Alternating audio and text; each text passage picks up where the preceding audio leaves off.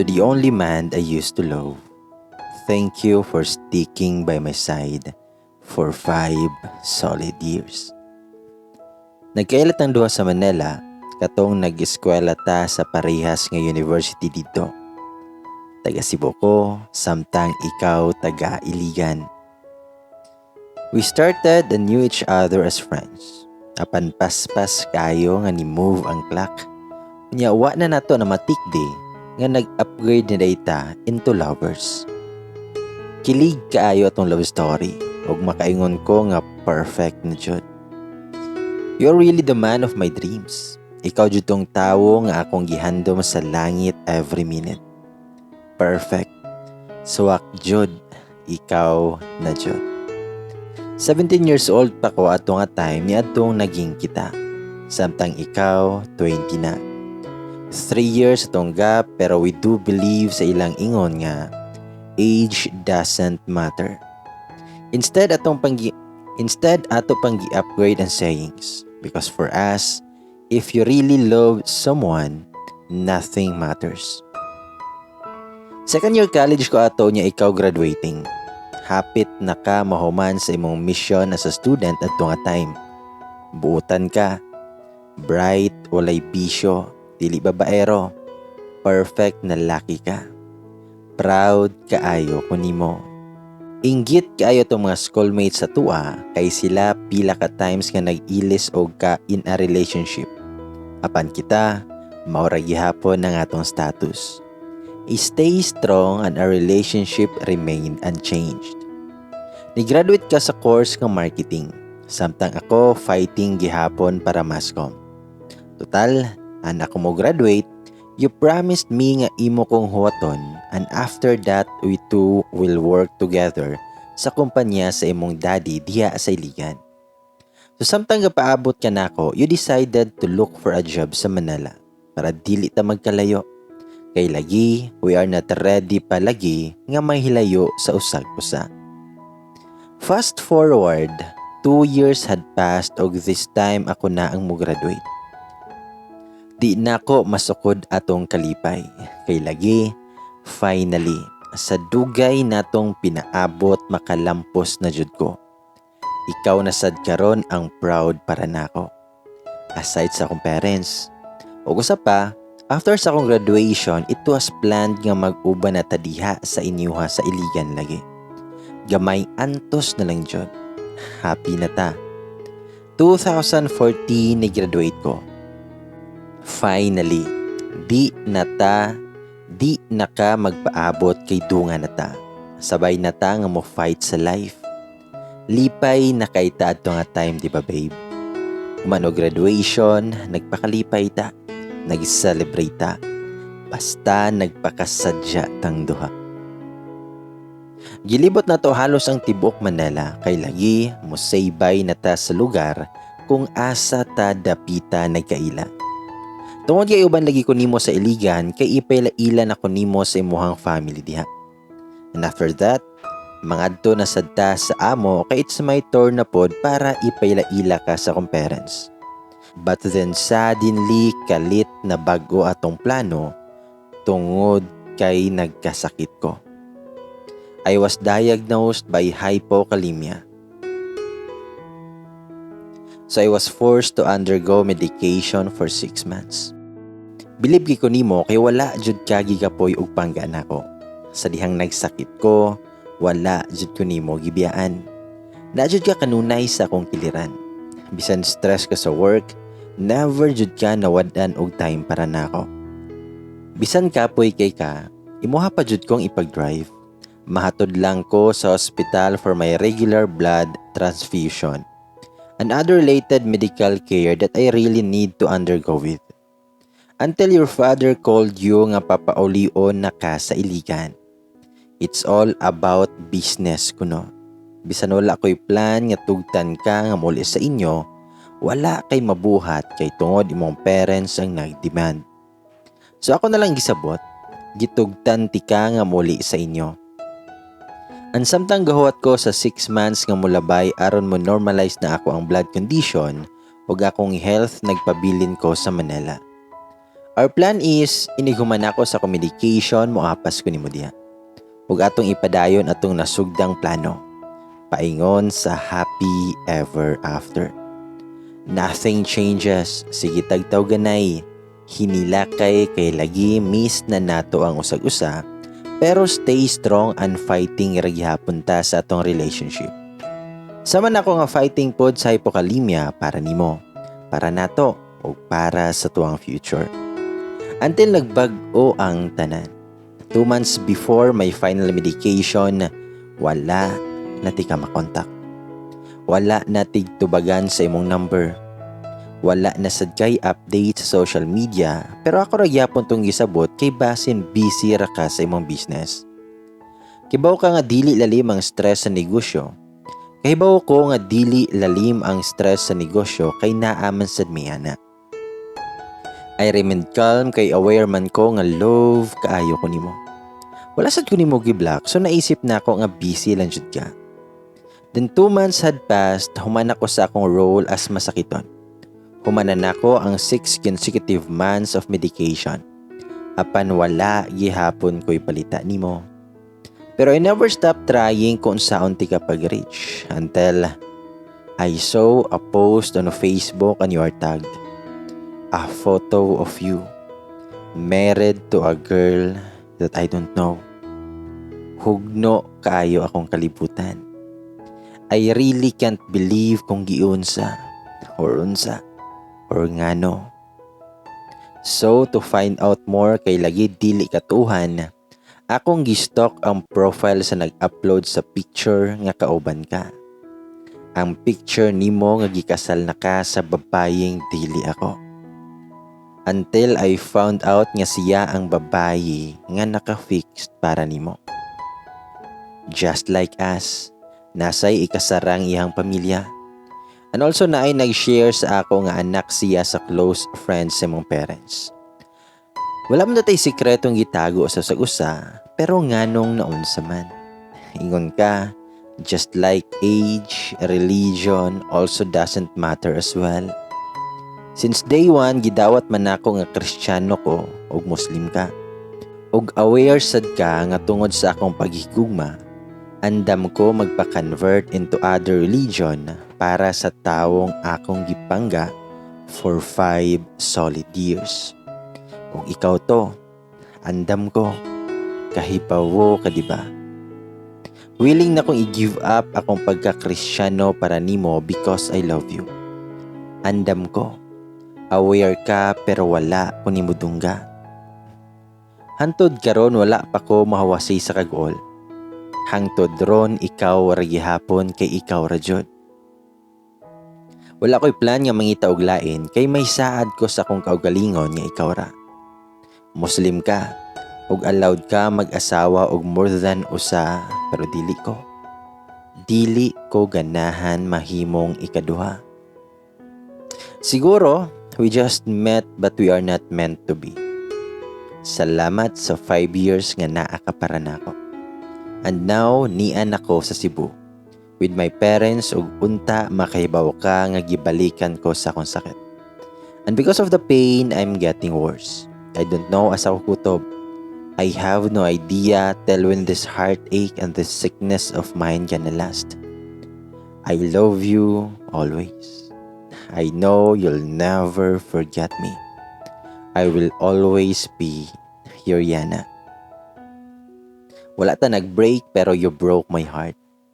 Og labihan na jud karon nga pregnant na imong misis. Imong misis nga dili ako. That should be me. Ako unta ang Mabdos ron og dili siya. Nasuya kayo ko niya. I wish I was her. I wish I was born a Muslim in the first place. Aside from my debut and my graduation, you are one of my best memories. Ladies and boys, mo ka na ang confession ni Brianna. Battery pa lang sa. O karon ladies and boys, akong basahon ang reply sa lalaki para kang Brianna. Hello Yana, miss na kaayo ta ka. Dugay na kayutang wala nagkita, mahal. Sorry kaayo sa tanan. Sorry kaayo kung nikalit ra kog kahanaw. Salamat sa 5 years, mahal, nga naata para sa usag-usa. Daghang salamat sa pagpasaylo ug sa pag-amping sa atong relasyon for 5 consecutive years nga dili gyud nako may kalimot. Mahal, mura ko og giduslak sa dihang nabasa nako ang confession nimo nganhi. Wala ko mag-expect yan. Wala ko mag-expect nga wala day ko masayop nga ikaw jud lagi ito. Sakita man ani, mahal oy. Hangtod karon, mura og dili na gyud nako makaya magtay, pero kinahanglan jud nako ning tapuson para makagawas ning kasakit nako, mahal. Hinaot pa nga madungog sad nimo akong side. Mahal, pasensya na kung diriya na lang nako isulti tanan, kay kahibaw na kang dugay na gyud tang walay kontak sa usag-usagot. Brianna, unta aware ka nga love kaayo ta ka since then. Dili gyud na mabuhian. Labawg dili gyud na magbago. Love, sorry kaayo kung wala ko nibalik. Sorry kaayo kung wala di ka balika diha sa Manila. Sorry in taon. Sorry, love. Iligan is very far from Manila, pero para nato, distance don't matter. Because if you really love someone, nothing matters. Remember sa tong motto? Pero love, unta, kaybaw ka kung giunsa nako og baliban para lang dili makasal sa lain. Kay gusto nako ikaw ang mahimong inahan sa akong mga anak. Pero sorry kaayo kung wala gyud na tinuod ang tanan natong plano. Sorry kaayo kay wala ko kahibalo nga na-set up day ko sa fixed marriage. Bangga, wala nako tuyua nga makasal sa lain. I tried to reach you during the time nga ni-decide akong parents nga ipakasal ko sa anak silang close friend. That time gusto kay na akong maglayas. Luparon ang iligan to Manila, kaya ko ang nabalaan family business ra gyud ang reason sa akong pag-uli. Bankruptcy. Ya dili man di ay. Kung kibaw lang ta ako nga ilahan na day kong ipakasal, wala na lang ta ako ni paulingan hi. Selfish man kayo ang fate oy. Nganong nagkasakit pa man ka? Nganong dili ka good Muslim nga Muslim ko? Nganong dili ko Kristiyano nga Kristiyano ka? Pero beyond those questions, I never ask Allah why we met, because I know we met for a greatest purpose. I love you so much, Mayana. Love, pasensya na kung naa ko'y anak sa babaeng ilahang gipakasal sa kuha. Pero love, wala man ko'y choice god kay ila man kong itakwil ni Abi og dili nako siya pakaslan. Okay pa ka, love, giplanuhan ko nga papunggutan og ulo kung mas piliun ta ka over Nurhana. Yes, love, Nurhana ang pangan sa babaeng dili ikaw nga gipakaslan ako. Ang babaeng dili ikaw nga nainahan sa akong nag-inusarang anak. Love, butan man si Nurhana, halos rhyme inyong pangalan kay ikaw, Brianna. Linya kay ko sa Ana. They love, no? Pero love, don't worry kay dili parehas og quantity ang akong pagpangga ninyong duha. Love, tika in a way nga love kaayo tika. Love, tika since the day we met in Manila when we were still studying there. Guta lagi sa akong dughan, love oy. But love, ayaw og kusubo ha. Kay naa ka sa akong nahuna og kasing-kasing permi. I even introduced you to my wife, Nurhana. Perti niyang hilaka sa dihang nibawaan niyang about nato. Buutan siya kaayo, love. Wala man lahi nimo. I love her because she really reminds me of you. She is really a reflection of you. Sometimes I do wonder kung kambal ba mo kay wala gyoy nalahi ninyong duha. Hawig kay mong duha, love. Wala gyoy nalahi lagi, love, except sa religion. I named my daughter after you. I gave her the name Rihanna. For I don't wanna forget the smartest, the bravest, and the simplest girl who once made my world whole. Samtang gatubo among anak ni Norhana Love, we never and will never fail telling her how beautiful you are inside and out. For the last time, I love you so much, Brianna. I hope you are at peace now.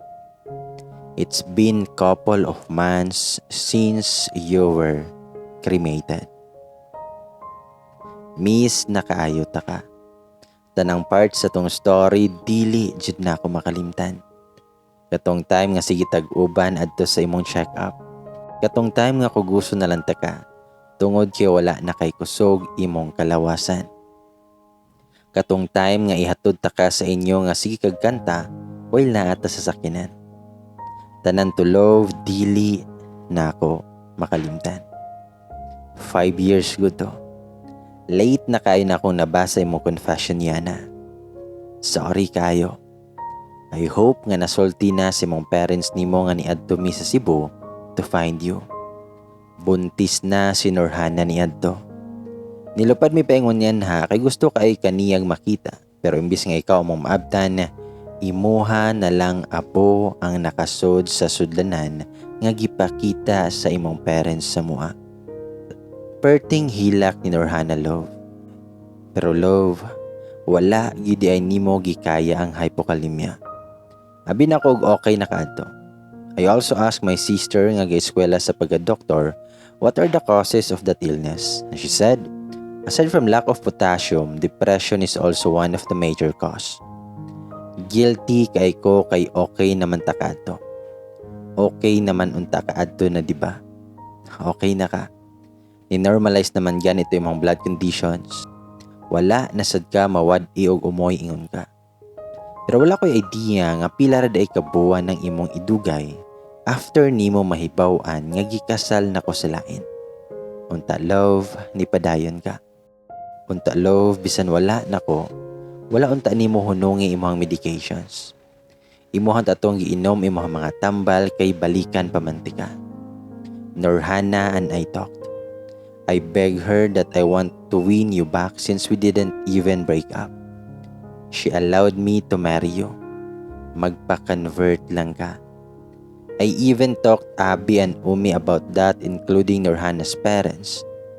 And they agreed in me about marrying you as my second wife. Pero love, it's too late kay nibiya na ka. And all I can say is that love knows no end. Thank you so much, Brianna, for loving me until the day you died. I promise to do the same thing. I'm starting to fall for Norhana because she really reminds me of you. Pero bisan ingon ni Ana Love, dili gihapon ta ka makalimtan. Ako, si Norhana ug si Rihanna ang akong anak, atong college friends ug imong parents. Tanan mi, love, kay kanamo. Each day, I never stop thanking Allah for letting me be with you for 5 consecutive years. With your loving memories, I will praise Allah and thy prophets for letting me feel what true love can be. Religion will do matter, but it is not enough to stop our hearts from beating the same way. I'm sorry for leaving you clueless, dear. I left you with enough reasons. I just failed to tell you what are those. But until the day I die, just like what you did, I promise to love you more than twice. Ladies and boys, mao kana ang love story nilang Brianna.